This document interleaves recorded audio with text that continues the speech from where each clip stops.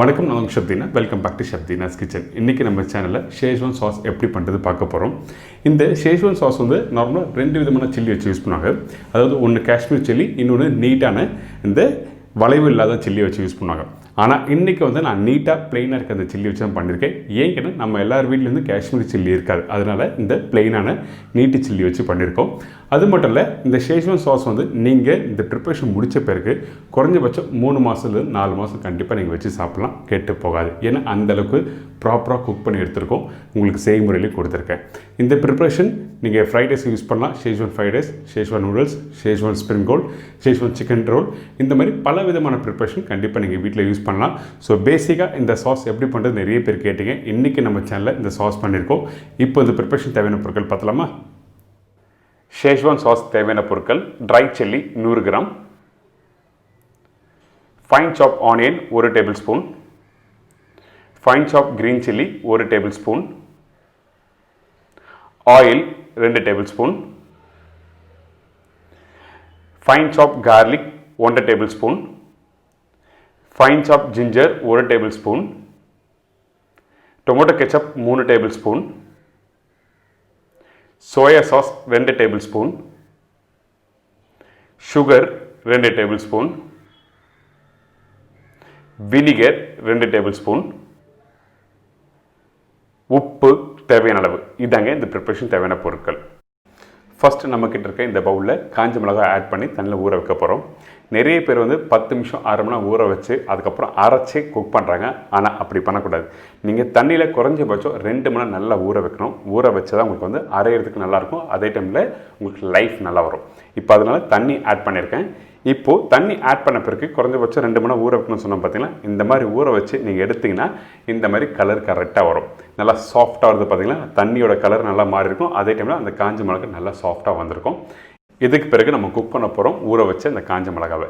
இந்த கடாயில் இந்த காஞ்ச மிளகாய் அந்த தண்ணியோட ஆட் பண்ணி நல்லா குக் பண்ணுங்க. அதே டைமில் தேவையான அளவுக்கு தண்ணி ஆட் பண்ணுறோம். இப்போ வினிகர் ஆட் பண்ணியிருக்கேன். இந்த வினிகர் எதுக்காக ஆட் பண்ணால் உங்களுக்கு ஒரு ஸ்மூத்தான ஒரு ப்ரிப்பரேஷன் கொடுக்கும். அதனால வினிகர் ஆட் பண்ணி இந்த டிஷ்ஷு ஸ்டார்ட் பண்ணுவாங்க. நிறைய பேர் பாயில் பண்ணும்போது வினிகர் ஆட் பண்ண மாட்டாங்க. ஆனால் வினிகர் கம்பல்சரி நீங்கள் யூஸ் பண்ணிக்கணும், சரிங்களா? இப்போ இந்த வினிகர் ஆட் பண்ண பிறகு அந்த மிளகாய் நல்லா குக் பண்ண உங்களுக்கு வந்து நல்லா சாஃப்டாக அதே டைமில் ட்ரை ஆகும். அது மட்டும் இல்லை, இந்த ப்ரிப்பரேஷன் நிறைய பேர் பண்ணும்போது அந்த சீட்ஸ் எடுத்துருவாங்க.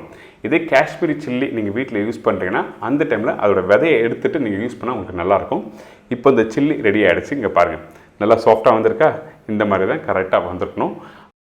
ரெடியான மிளகாவை இப்போ நம்ம அரைக்க போகிறோம்.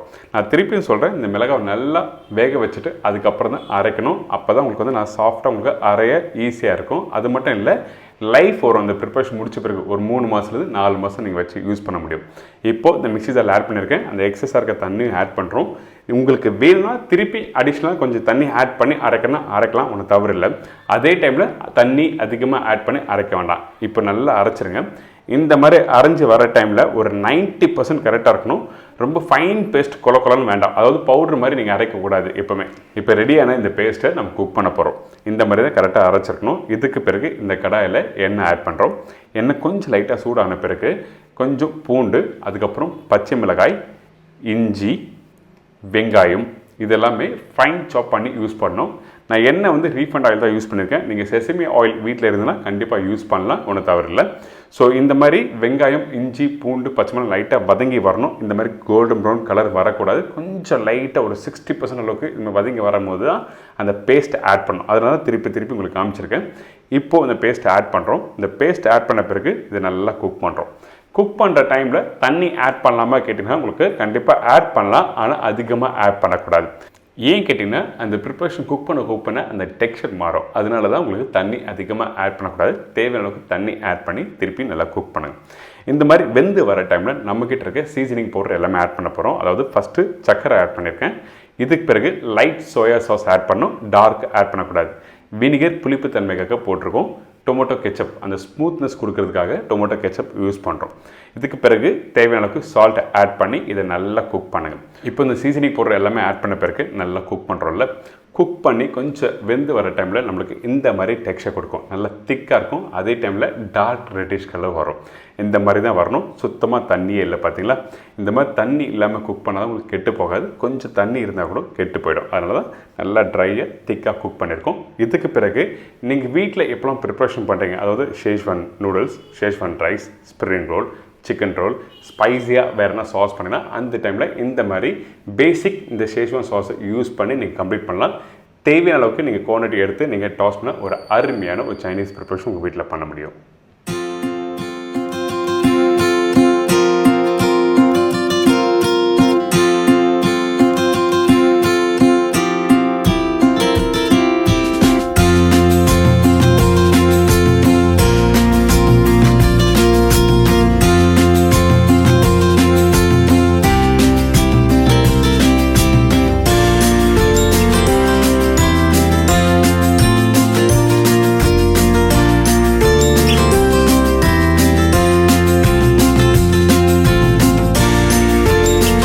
என்னங்க இந்த ஷேஸ்வான் சாஸ் எப்படி பண்ணுறது எல்லாருக்கும் ஈஸியாக தெரிஞ்சிருக்கும். கண்டிப்பாக வீட்டில் ட்ரை பண்ணி பாருங்கள்.